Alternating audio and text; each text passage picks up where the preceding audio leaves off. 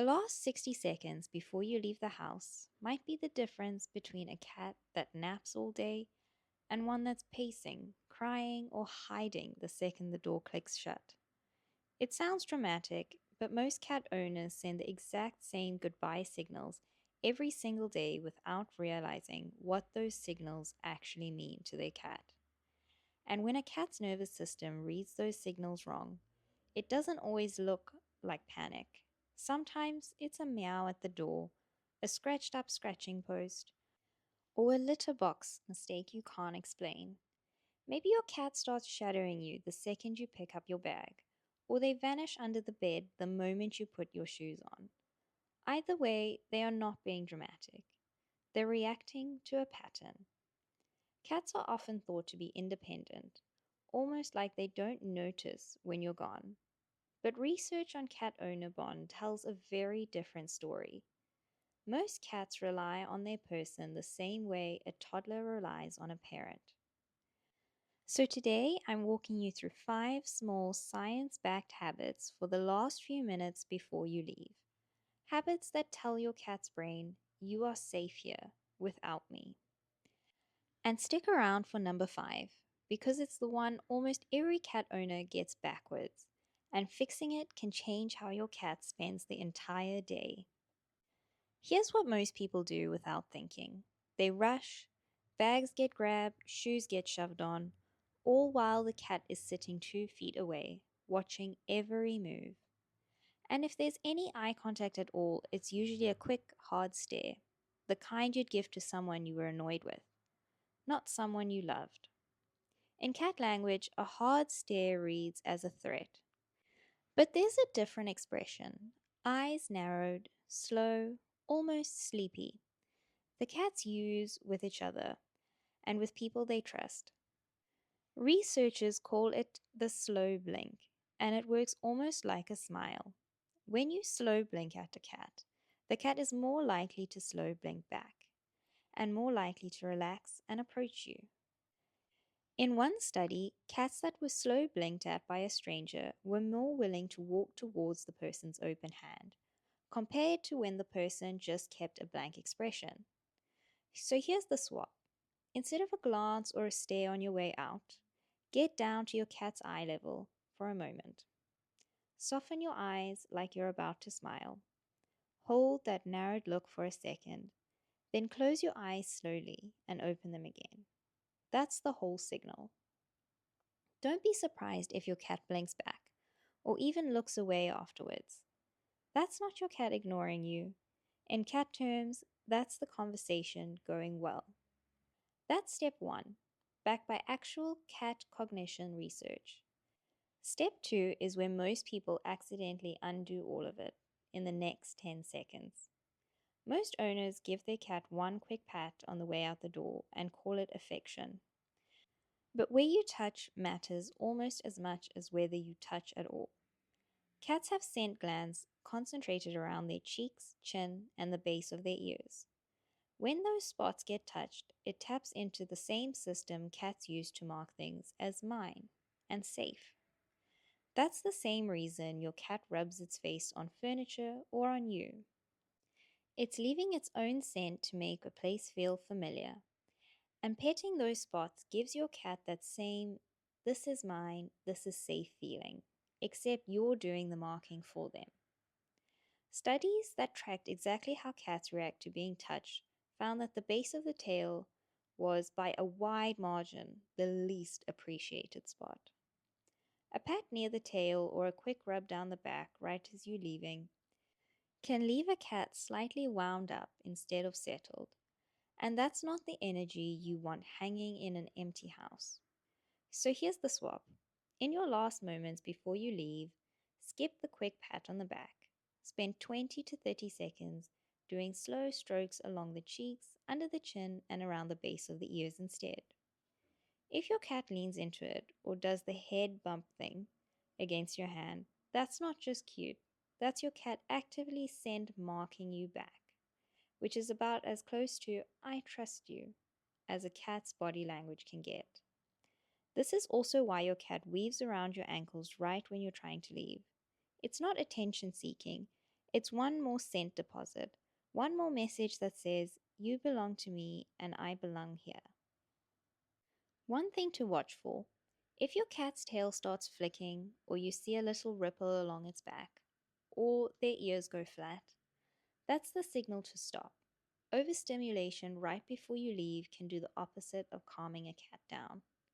The goal isn't a long petting session, it's a short, focused one, in the right spots, ending before your cat wants it to.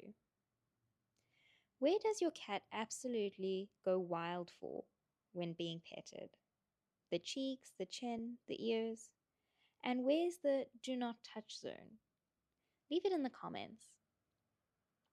So far, you've done two things: spoken your cat's language with your eyes and left your scent on their favorite spots in a way that says safe instead of rattled. The combination, a calm visual signal and a calm physical signal, sets the emotional tone for everything that happens after you walk out the door.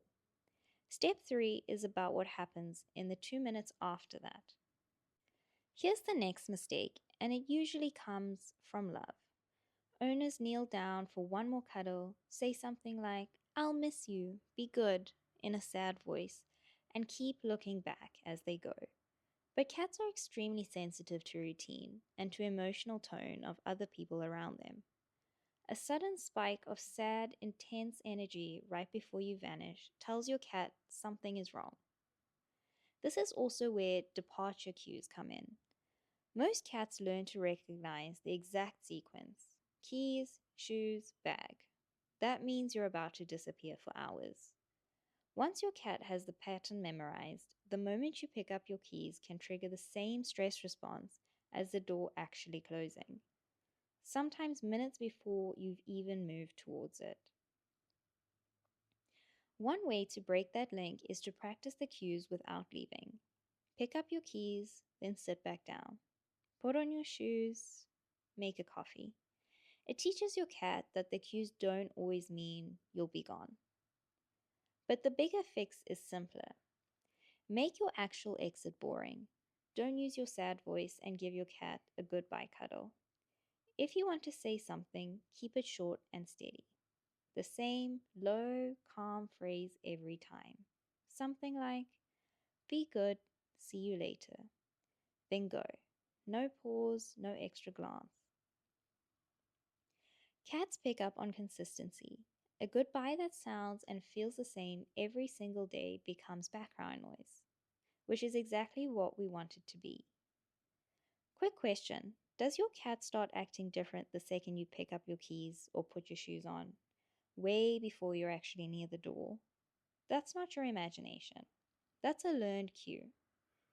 Here's the thing: your cat isn't reading your words, it's reading your pace, your tone, and your patterns. Slow and boring tells the nervous system this is just a normal day. And a predictable routine matters even outside of just leaving. Cats whose daily schedule, such as feeding time, who's home, and when they're home, keeps shifting, tend to show more stress related behavior overall. So if today's exit looks and sounds like yesterday's, and tomorrow's will too, you've already removed one of the biggest hidden stresses in your cat's day. At this point, you've given your cat a calm visual and physical signal and a predictable exit. Step 4 adds something your cat can't see at all. Here's something almost nobody thinks about: scent. A lot of owners do a quick tidy up before leaving, wiping counters, vacuuming, so the house feels fresh when they return. But to a cat, your home isn't just a space, it's a map made up of scent. Every time your cat rubs its cheeks against a corner, a chair leg, or your favorite spot on the couch, it's leaving a chemical note that says this area is checked and it's safe. Those scent markers come from glands around the cheeks and the chin, the same ones from step 2. Cats use them consistently to make when you scrub away every trace of that, including your own scent, you're wiping the map your cat uses to feel orientated away. To you, it smells clean. To your cat, it smells unfamiliar. Your own scent matters here too. Cats that have access to something that smells like their person, such as worn clothing or a blanket that you've recently used, tend to show calmer behavior while that person is away. Here's what to do. Before you leave, place a recently worn, unwashed item of clothing in your cat's favorite resting spot, their bed, a cat tree, or even a sunny windowsill. It's the closest thing to a security blanket a cat can have. It doesn't replace you, but it's a steady reminder that you exist and that this space belongs to both of you. And here's the part that surprises people. Try not to deep clean your cat's favorite rubbing spots and scratching post right before you go. Those slightly worn marks aren't dirt, they're your cat's sense of home. You don't need to live in a messy house. Just don't go deep cleaning every surface right before leaving them alone. If you have more than one cat, it works even better. A shared blanket or a bed that carries everyone's scent, human and feline, reinforces that the whole household, including the empty parts of it, are still theirs. Quick comment question. Where are your cat's favorite cheek rubbing spots? Door frames, your office chair, or the corner of the couch? Most owners can name two or three of these without even thinking. Keep it simple. One worn item of your clothing on one familiar resting spot and a house that smells like life is happening in it. At this point, your cat has a calm goodbye, a calm touch, and a familiar exit. That's 4 out of 5, and the last one might be the most overlooked of all. Because most people think that any background noise will help their cat feel less alone while they're away. So they leave the TV on a random channel and head out the door. But a cat's hearing range is enormous, far wider than ours, and tuned to pick up small, sharp changes in sound. A sudden commercial, a loud sound effect, or a jump in volume can hit your cat's nervous system like an alarm going off. And if that happens while you're not there to help your cat realize it's nothing to be concerned about, the startle can linger, sometimes turning into hiding or hyper alertness. On the other end, research into sound and stress in cats has found something interesting. Not all calming audio is equal. When researchers compared classical music with cat specific music or silence, cats consistently responded best to the audio composed around feline hearing. Tracks built using tempos similar to purring and frequencies within the cat's natural vocal range. In those studies, cats were more likely to approach the speaker, rub against it, and show physical signs of lower stress with that kind of audio, more than the regular classical music and far more than silence. Classical music isn't a bad choice. It tends to calm cats more than pop or any heavy bass, but audio designed around purring rhythms and feline friendly pitches consistently came out ahead. Here's what to do. A few minutes before you leave, put a cat specific calming playlist, or at minimum, something steady and predictable, at a soft conversational volume. If you only change one thing after watching this, make it this one. Unpredictable sound is a stress trigger almost no one suspects. It's one of the easiest things in the five to fix. Think of it as setting the mood for the whole day your cat is about to spend alone. Calm in and calm out.